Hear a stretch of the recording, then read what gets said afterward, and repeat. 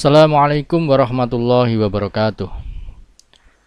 Kawan-kawan, hari ini sebenarnya saya ingin membahas tentang dikotomi ilmu, ya. Ini merupakan pembahasan yang bagi saya penting, ya, karena banyak orang yang tidak bisa melihat ilmu itu secara lebih komprehensif, ya.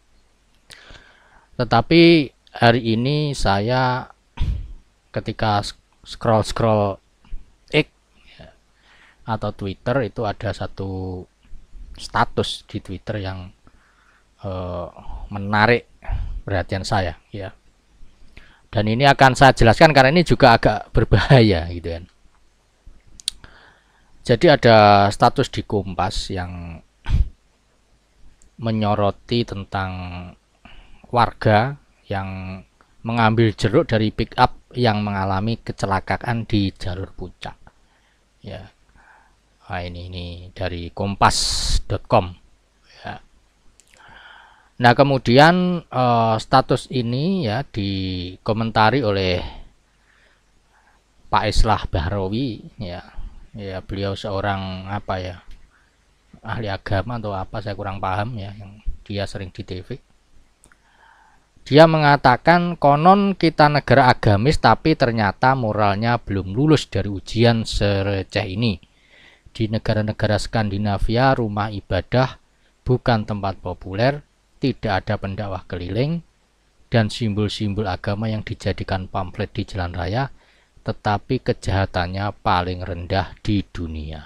Nah, kalau kamu tidak pinter, kamu pasti berlogika seperti ini. Jadi logikanya menjadi ternyata, ya, agama itu tidak punya peran yang besar bagi perbaikan, ya. Jadi ada negara yang di situ agamis malah banyak penjahat, ya. Tetapi yang tidak kenal agama atau jauh dari agama malah kejahatannya paling rendah, ya. Kawan-kawan sekalian, jadi kalau kita menangkapnya tidak pintar, kita akan terjebak, gitu, ya, akan terjebak pada logika yang salah.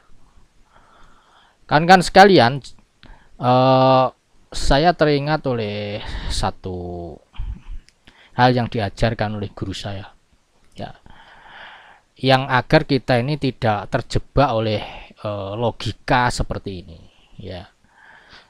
Jadi kita pintar menghadapi logika seperti ini. Beliau adalah Profesor Dr. Abdullah Shahab, ya, guru besar teknik mesin, yang beliau ini dulu sering mengisi acara-acara kami, ya, ketika kami aktif di masjid kampus, ya. Beliau mengatakan begini, ya, membuat sebuah analogi. Misalnya ada orang rajin ke masjid tapi mencuri sepeda, misalnya, gitu. Ada orang yang tidak ke masjid, jarang ke masjid atau tidak pernah ke masjid, tapi tidak mencuri sepeda, misalnya, gitu.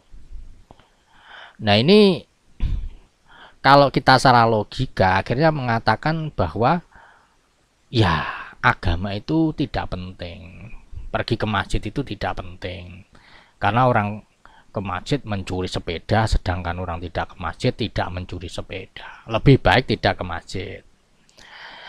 Ini logika yang keliru sebenarnya.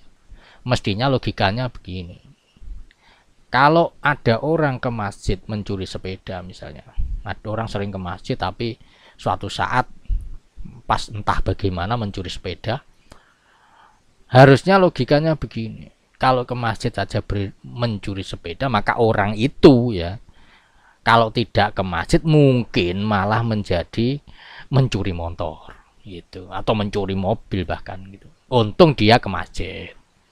Sedangkan yang satunya lagi, wah, itu tidak pernah ke masjid tapi tidak pernah mencuri. Tidak ke masjid saja tidak mencuri, apalagi kalau ke masjid dia mungkin malah lebih rajin berinfak, gitu.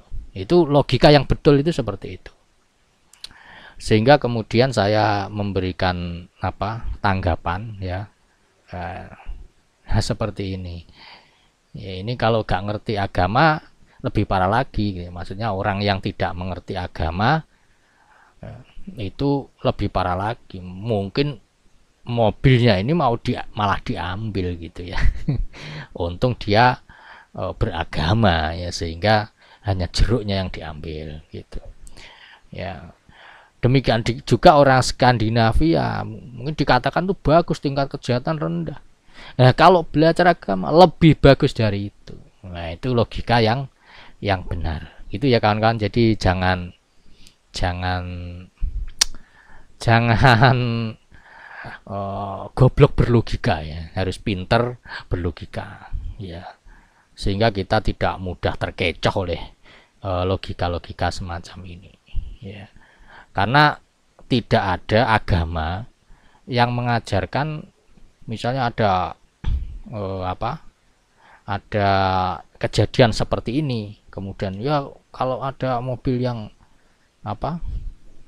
yang dia terbalik ambil semua isinya, itu tidak ada gitu loh.